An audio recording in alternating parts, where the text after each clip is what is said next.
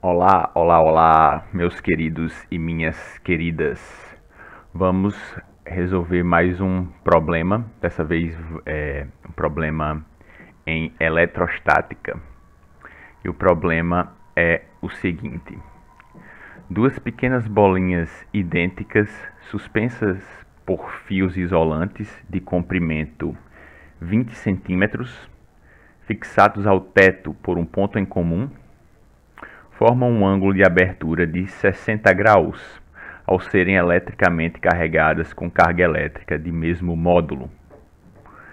Cada bolinha tem massa de 17 gramas e pede para considerar a aceleração da gravidade 10 metros por segundo ao quadrado. Então eu vou mostrar para vocês, né, um esquema desse problema, mas você tem duas bolinhas suspensas, elas estão presas em um ponto em comum, elas duas estão carregadas com cargas de mesmo módulo, e claro, se elas estão se repelindo, se elas não estão juntas, né, porque são cargas de mesmo sinal, porque senão elas estariam juntas, né, nesse caso não, elas estão se repelindo e formam uma abertura de 60 graus. E o comprimento desses fios isolantes, né, que seguram essas bolinhas, é 20 centímetros. Vou mostrar a figura no próximo slide. Continuando. Na situação precedente, e considerando a constante eletrostática igual a 9 vezes 10 a nona Newton vezes metro ao quadrado dividido por Coulomb ao quadrado, qual é a soma da carga das duas bolinhas? Então ele dá essa situação aqui, que eu acabei de explicar, e ele pede a soma da carga das duas bolinhas. Então deixa eu fazer um esquema geral aqui do problema. Então o problema é esse, como eu estava explicando, né? Você tem dois fios isolantes que seguram essas duas bolinhas aqui, né, que estão carregadas com carga Q. As duas bolinhas têm massa M e carga Q, cargas de mesmo módulo, e também tem a mesma massa. E as duas hastes, eu estou chamando de comprimento L, né? No problema ele disse que é 20 centímetros, mas como eu tenho o costume, eu vou resolver o problema completamente literal, só lidando com as equações, e no final eu substituo os números. Então eu estou chamando esse comprimento aqui dos fios de 20 centímetros. A massa que é 17 gramas eu estou chamando de M, e assim vai, né? Eu vou chamar a gravidade de G, e assim por diante. Então, uma forma de ver as coisas de maneira mais clara é se você, em vez de considerar essa abertura de 60 graus, né, você dividir esse problema ao meio, já que você tem uma simetria, né? Você tem uma simetria, você divide só uma parte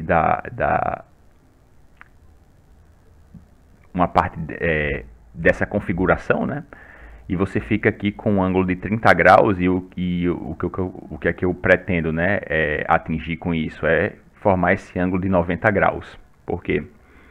Porque quando você está lidando com eixos cartesianos, o eixo x e o eixo y, eles são ortogonais, eles formam um ângulo de 90 graus.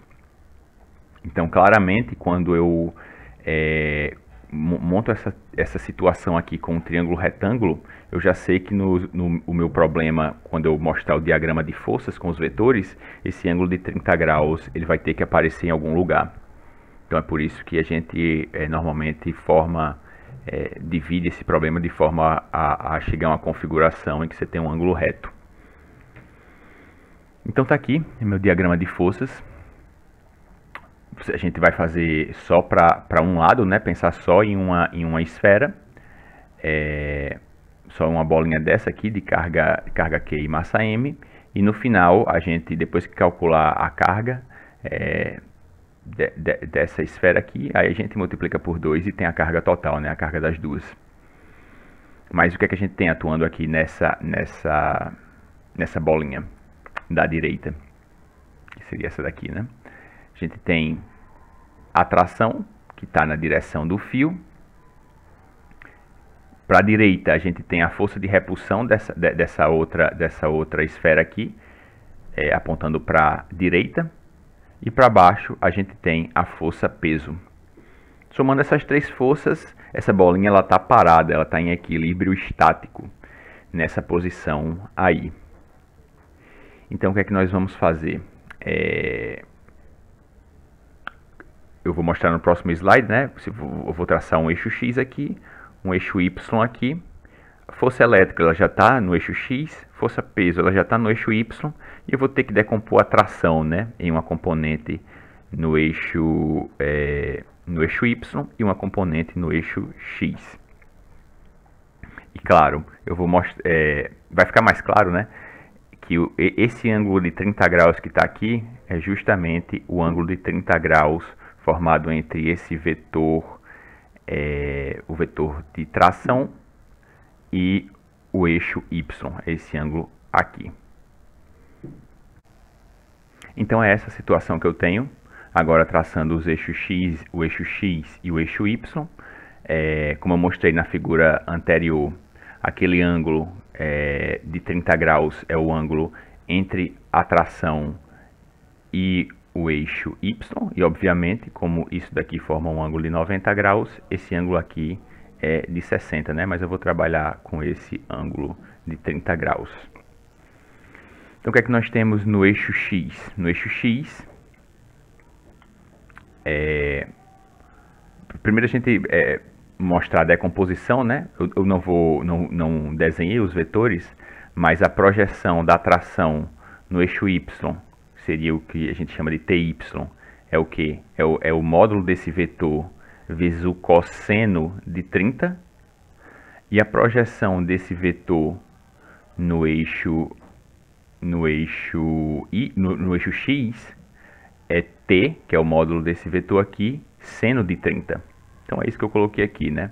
Esse vetor aqui ele está sendo cancelado pela componente da tração no eixo X. Então, força elétrica é igual a t seno de 30.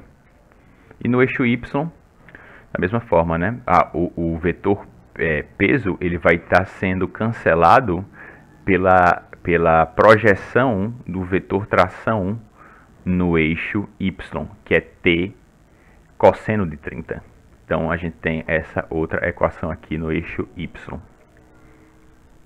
E a gente vai ter que usar, né, na resolução da nossa questão, a equação para força de Coulomb, força eletrostática, que é uma constante eletrostática que ele dá na questão, carga ao quadrado, porque a carga das duas bolinhas são idênticas, então que é o quadrado dividido pela distância entre as bolinhas ao quadrado.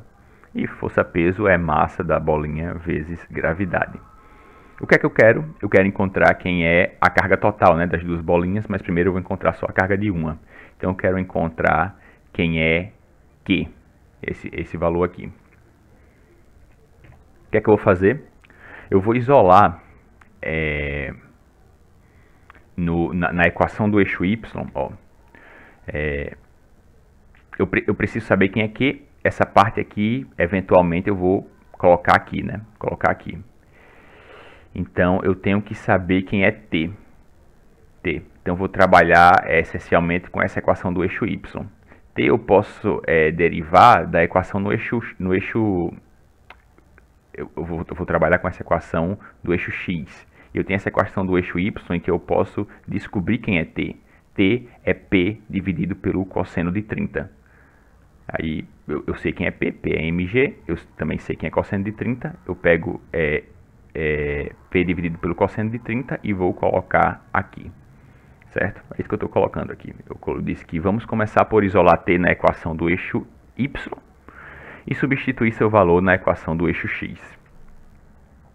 Então, só repetindo primeiro o que eu tinha lá, a equação do eixo X é força elétrica igual a T seno de 30, sendo que é T, acabei de mostrar que é P sobre o cosseno de 30, isso aqui vem da equação no eixo Y, vezes seno de 30, que é esse seno de 30 aqui. Seno de 30 dividido por cosseno de 30, seno dividido por cosseno do mesmo ângulo, é tangente. Então fica o que força elétrica é peso vezes tangente de 30. Vamos continuando. Eu quero saber quem é Q. Para saber quem é Q, repetir essa parte aqui. Para saber quem é Q, eu tenho que substituir a equação para força eletrostática. Então, é a constante eletrostática, que é o quadrado dividido por d ao quadrado. E também substituir logo quem é P. P é mg vezes tangente de 30. Passando o d ao quadrado para o outro lado multiplicando, ele aparece aqui. E o Q, o K, que é a constante eletrostática, vai passar dividindo. Vai aparecer aqui no denominador. E como eu tenho Q ao quadrado, eu vou ter que passar para o outro lado como raiz quadrada, né? Então, Q é a raiz quadrada de toda essa expressão aqui. Que eu sei de tudo aqui, né? Mas, quer dizer, sei de tudo a não ser por uma variável, né? Eu sei quem é massa, sei quem é gravidade, eu ainda não descobri quem é a distância entre as duas bolinhas, é isso que ainda falta descobrir. Tangente de 30, eu sei quem é, e a constante eletrostática também é dada na questão. Então, achei a expressão para calcular a carga da bolinha, sendo que eu ainda não sei qual é a distância entre as duas bolinhas. Vamos ter que descobrir quem é essa distância.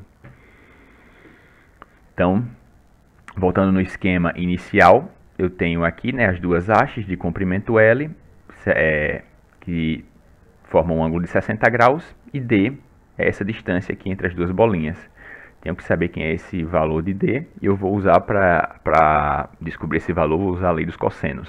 Você também pode, como eu mostrei naquele esquema inicial, né, que facilita muitas coisas, dividir isso ao meio, aí você vai ter um D sobre 2 aqui, e você pode usar o teorema de Pitágoras, né, que é muito mais usual e mais fácil de se lembrar, né, do que a lei dos cossenos. Mas como é pouco usada a lei dos cossenos, eu preferi usá-la aqui para vocês terem uma ideia, né. A lei dos cossenos é essa. O lado que você quer encontrar é o lado que está de frente ao cosseno desse ângulo θ. Então, se eu quero encontrar o lado D, eu tenho que saber o ângulo que está olhando para ele, né? E justamente eu sei esse ângulo é 60 graus. Então, a lei dos cossenos diz que A ao quadrado, que seria esse lado aqui, mais B é igual a B ao quadrado mais C ao quadrado, que são os outros dois lados, menos 2 vezes B vezes C, vezes o cosseno do ângulo entre B e C, que é esse ângulo aqui de 60.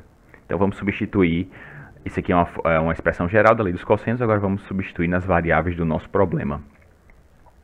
Como eu disse, A ao quadrado é D, então vai ficar que D ao quadrado é igual a B ao quadrado, que é L, mais C ao quadrado, que também é L, vai ficar também L ao quadrado, menos 2 vezes B vezes C, L vezes L, vezes o cosseno de θ. L ao quadrado mais L ao quadrado é 2 vezes L ao quadrado. Aqui vai ficar menos L vezes L, também é L ao quadrado, menos 2L cosseno de 60. 2L ao quadrado eu posso colocar em evidência. Vou ficar aqui com 2L ao quadrado, que multiplica 1 menos cosseno de 60. Cosseno de 60 é 1 meio. Então vai ficar 2L ao quadrado, 1 menos 1 meio, que é 1 meio. Então, 1 meio daqui cancela com esse vezes 2. Então, eu obtenho que D ao quadrado é igual a L ao quadrado. Ou seja, todos os lados desse triângulo aqui são L, né? É um triângulo equilátero. E agora que eu encontrei quem é D, só faço substituir na equação anterior. Troquei o que? Aqui tem um D ao quadrado, coloquei que é L ao quadrado, que foi o que eu acabei de encontrar, e agora só faço substituição dos valores. M, ele diz na questão que é 17 gramas, ou seja, claro, eu não estou colocando unidades aqui, né? Estou colocando tudo em sistema internacional, porque aí no final eu vou ter a resposta no sistema internacional. Massa de uma das bolinhas é 17 gramas, ou seja, 17 vezes 10 a menos 3 quilogramas. Gravidade é 10 metros por segundo ao quadrado. L é 20 centímetros, isso, ou seja, é 20 vezes 10 a menos 2 metros ao quadrado, vezes tangente de 30, que é raiz de 3 sobre 3, dividido por K, que é 9 vezes 10 a 9, e a unidade é, vamos olhar, a unidade é Newton, claro, já está no sistema internacional, Newton vezes metro ao quadrado, dividido por Coulomb ao quadrado.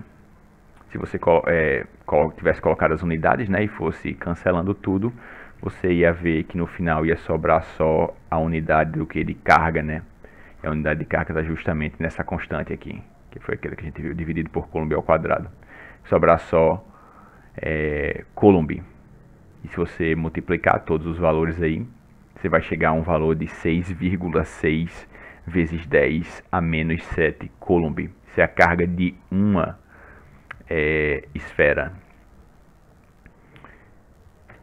Mas a questão pede o que para você dizer qual é a carga a soma das cargas das esferas, né? Ou seja, ele quer saber quem é 2 vezes Q.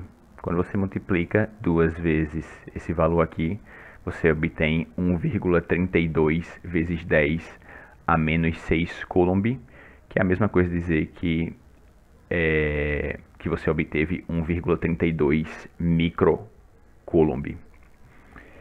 Essa é a resolução da questão. Eu só queria voltar lá no diagrama de forças para dar uma dica, né? Porque algumas pessoas elas têm dificuldade, por exemplo, de saber esse ângulo aqui, onde é que ele vai aparecer no diagrama de forças. Você tem aqui, né, eu coloquei na outra figura, o eixo X e o eixo Y. Como é que eu sei que esse ângulo de 30 graus ele está aqui e, por exemplo, não seria o ângulo entre a tração e o eixo X? Da maneira que eu faço é a seguinte. Imagine que a tração ela está aqui, né, ao longo desse fio isolante. Se essa bolinha ela fosse se aproximar do eixo Y, né? Isso aqui é o eixo Y, certo? Essa parte aqui que a gente dividiu essa figura simetricamente é o eixo Y. Então, se essa bolinha ela fosse se aproximar do eixo Y, esse ângulo iria diminuir, tá ok? E T ia ficar cada vez mais alinhado, cada vez mais próximo de estar alinhado com o eixo Y, de maneira que quando essa bolinha estivesse aqui, tração ia estar totalmente no eixo Y e esse ângulo aqui ia ser o quê? Zero, né? Então vamos lá para o diagrama de forças. Quando a tração ela tiver alinhada com o eixo Y, ou seja, essa bolinha ela vai estar aqui e a tração ela vai estar nessa direção aqui, completamente alinhada no eixo Y. Ou seja, seria a situação em que esse T ele está completamente na vertical, né? Ou seja, esse ângulo aqui é o ângulo que diminui até chegar a zero. Enquanto que esse ângulo aqui, quando a tração está alinhada com o eixo Y, esse ângulo aqui vai ficando cada vez maior. De modo que, quando a tração ela se alinha com o eixo Y, esse ângulo aqui é o ângulo de 90. Então, obviamente, nessa analogia, esse ângulo de 30 aqui tem que ser esse ângulo entre tração e eixo Y. Porque é o ângulo que diminui quando a tração vai cada vez mais se aproximando do eixo Y. Enquanto que esse outro aqui vai cada vez mais aumentando. Eu gosto de pensar assim porque é uma maneira rápida que eu resolvo, né? Que eu sei onde é que vai estar localizado esse ângulo.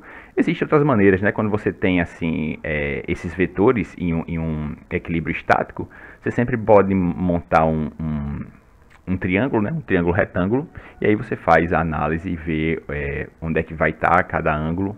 Mas eu gosto de pensar quando eu tenho, principalmente nessa situação aqui, no sentido de pêndulo, né?